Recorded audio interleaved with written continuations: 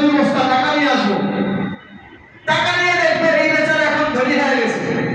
টাকা দিবে, পাইলেন আপনার জন্য টাকাটা নিয়ে আসছিলাম, সে আর টাকা লাগবে না, বলবে ভাই আমার আর টাকা লাগবে না, আমার গতকালকে আপনি দেখে গিয়েছিলেন, কিন্তু কিছুক্ষণ আগে আমার এক ভাই আমার অনেকগুলো টাকা দিয়ে গিয়েছে, আমার আর টাকার দরকার নেই। ওই সময় শান্তি এতটাই আসবে, ওই সময় আসলে প্রকৃত শান্তি। তবে ওই সময় যাওয়া পর্যন্ত, ওই সময় যদি আমরা পাই, তার সময় নিজের ইমানকে পরীক্ষা দিতে হবে। ইয়াজুজ মাজুজের সময় নিজের ইমানকে পরীক্ষা দিতে হবে। ওই সময় খুব কঠিন। এই জন্য কখন কোন সময় কোন সিচুয়েশনে আমরা সামনে উপস্থিত হয়ে যায় এটা বলা আচ্ছা, নিজের ইমানকে মজবুত করতে হবে। নিজের ইমানকে মজবুত করতে হবে। আমাদের ইমান বড় দুর্বল, আমাদের ইমান বড় দুর্বল। কিয়ামতের আলামতের মধ্যে আরেকটা আলামত আছে, সূর্য পশ্চিম দিক থেকে উদয় হওয়া। সূর্য পশ্চিম দিক থেকে উদয় হওয়া। মুসলমান দেখা যাবে রাত্র হয়ে গিয়েছে, রাত্র হয়ে যাওয়ার পরে দেখা যাবে যে সমস্ত মানুষ ঘুমাইতে ঘুমাইতে তাদের পিঠের পাঁজর ব্যথা হয়ে গিয়েছে। ঘুমাইতে ঘুমাইতে আর তাদের কাছে ভালো লাগবে না, অপেক্ষায় থাকবে কখন সূর্য উঠবে, কখন সকাল হবে। কিন্তু সকাল তো আর হবে না। এত বিশাল রাত্র দেখে মানুষ দেখা যাবে ঘুম থেকে উঠে খাওয়া দাওয়া করে আবার সে রান্না বান্না করে খেয়ে দিয়ে আবার ঘুমায় যাবে। ঘুম থেকে উঠে সে আবার দেখবে না এখনো রাত্র হয় নাই।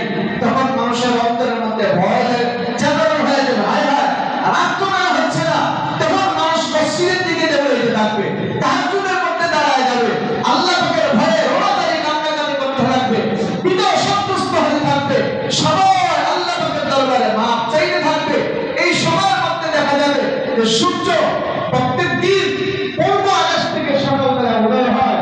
ওই দিন রাতের বেলা এত লম্বা রাত্র হওয়ার পরে পশ্চিম দিক থেকে পূর্ব দিক থেকে এখন আর উঠতেছে না, দেখবে হঠাৎ করে পশ্চিম দিক থেকে সূর্য উদয় হচ্ছে। সূর্য উদয় হতে হতে হতে হতে একবারে বন্ধ দুপুর পর্যন্ত। দুপুর হয়ে যেমন মাথা বরাবর সূর্য চলে আসে, ঠিক এই বরাবর আসার পরে সূর্য আবার দেখা যাবে পশ্চিম দিকে হেলে যাবে। এরপর থেকে আবার নিয়মিত পূর্ব দিক থেকে সূর্য উঠবে, পশ্চিম দিকে হেলে যাবে।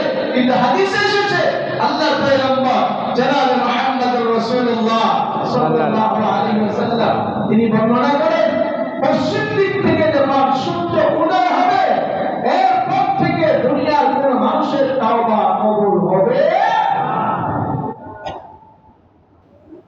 মানুষের জন্য দুইটা তওবার বিষয় খোলা, মৃত্যুর আগ পর্যন্ত মানুষের জন্য তওবার দরজা খোলা। আর আরেকটা হলো সূর্য পশ্চিম দিক থেকে উদয় হওয়ার আগ পর্যন্ত তওবার দরজা খোলা। প্রিয় উপস্থিতি, পশ্চিম দিকে একটা বিশাল আসমানের দরজা আছে, বিশাল দরজা। হাদিসে আল্লাহর পয়গম্বর বলেছেন এই দরজার লম্বা প্রশস্ত হলো ৭০,০০০ বছরের পথ। দ্রুতগামী ঘোড়া দিয়ে চললে যেমন ৭০,০০০ বছর পথ চলা যাবে, আর এই পথটা চললে যেমন দূরত্ব হবে এবং দূরত্বের সমপরিমাণে আল্লাহ পাক একটা দরজা বানায় রাখছে। ওই দরজাটার নাম হলো তাওবার দরজা। বান্দা যখন তওবা করে, বান্দা যখন গুনাহের জন্য আল্লাহর কাছে মাফ চায়, বান্দা যখন গুনাহের জন্য আল্লাহর কাছে ক্ষমা চায়, আল্লাহ পাক রব্বুল আলামিন বান্দার তওবা, বান্দার গুনাহ আল্লাহ পাক সাথে সাথে মাফ করে দেন। তওবা করার দরকার আছে না? আছে।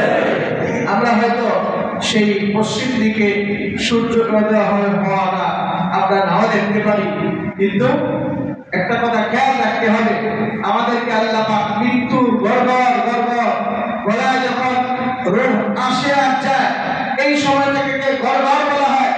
মৃত্যুর আগ পর্যন্ত, এই সময়টা আসার আগ পর্যন্ত আমার আপনার তওবার দরজা, তওবার সুযোগ আল্লাহ পাক রেখে দিয়েছেন। এই জন্য তওবা জীবনের কৃতকর্মের জন্য, আমাদের জীবনে যত গুনাহ হয়েছে, সামনের পিছনে যত গুনাহ আমরা করেছি,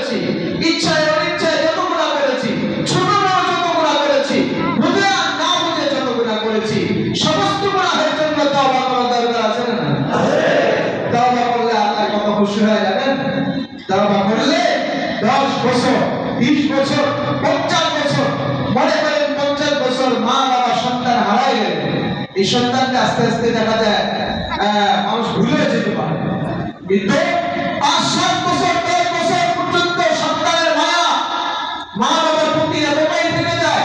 কোন মা সন্তানকে হারা, কোন মা কাঁদতে কাঁদতে চোখ পর্যন্ত হারায় ফেলে অন্ধ হয়ে যায়।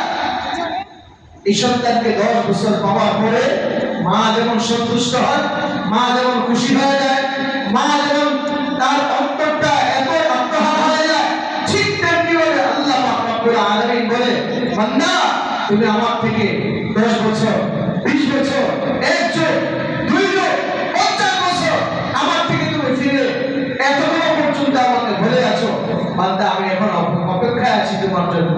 তুমি একবার আমাকে আল্লাহ বলে ডাকবে আর আমি তোমাকে রহমতের চাদর দিয়ে সাথে